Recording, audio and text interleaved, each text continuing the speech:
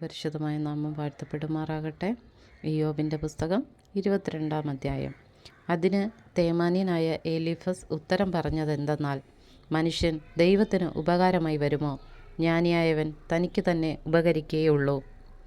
നീ നീതിമാനായാൽ സർവശക്തന് പ്രയോജനമുണ്ടോ? നീ നിഷ്കളങ്കനായി നടക്കുന്നതിനാൽ അവന് ലാഭമുണ്ടോ? നിന്റെ ഭക്തി നിമിത്തമോ അവൻ നിന്നെ ശാസിക്കുകയും നിന്നെ ന്യായവിസ്താരത്തിൽ വരുത്തുകയും ചെയ്യുന്നത്? നിന്റെ ദുഷ്ടത വലിയതല്ലയോ? നിന്റെ അകൃത്യങ്ങൾക്ക് അന്തവുമില്ല.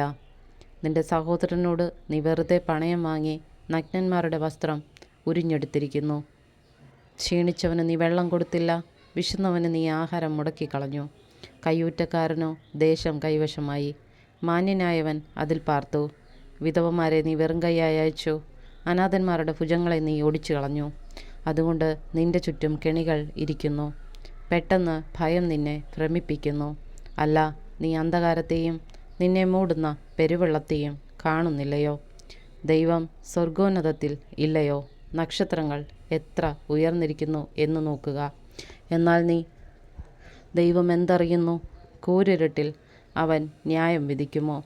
കാണാതെ വണ്ണം മേഘങ്ങൾ അവന് മറയായിരിക്കുന്നു. ആകാശമണ്ഡലത്തിൽ അവൻ ഉലാവുന്നു എന്ന് പറയുന്നു.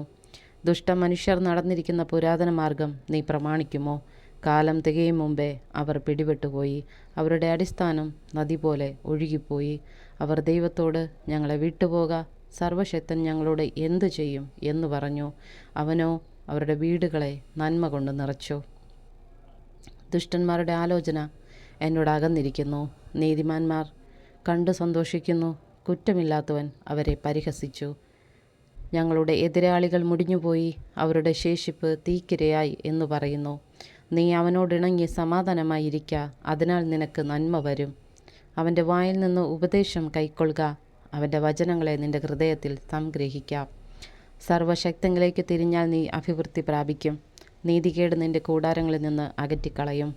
നിന്റെ പൊന്ന് പൊടിയിലും ഓഫീർ തങ്കം തോട്ടിലെ കല്ലിനിടയിലും ഇട്ടുകളക. അപ്പോൾ സർവശക്തനിൻ്റെ പൊന്നും നിനക്ക് വെള്ളിവാളവുമായിരിക്കും. അന്ന് നീ സർവശക്തനിൽ പ്രമോദിക്കും. ദൈവത്തിങ്കിലേക്ക് നിന്റെ മുഖം ഉയർത്തും. നീ അവനോട് പ്രാർത്ഥിക്കും, അവൻ നിന്റെ പ്രാർത്ഥന കേൾക്കും. നീ നിന്റെ നേർച്ചകളെ കഴിക്കും. നീ ഒരു കാര്യം നിരൂപിക്കും, അത് നിനക്ക് സാധിക്കും. നിന്റെ വഴികളിൽ വെളിച്ചം പ്രകാശിക്കും. നിന്നെ താഴ്ത്തുമ്പോൾ ഉയർച്ച എന്ന് നീ പറയും. താഴ്മയുള്ളവനെ അവൻ രക്ഷിക്കും. നിർദോഷിയല്ലാത്തവനെ പോലും അവൻ വിടുവിക്കും. നിന്റെ കൈകളുടെ വെടിപ്പിനാൽ അവൻ വിടുവിക്കപ്പെടും.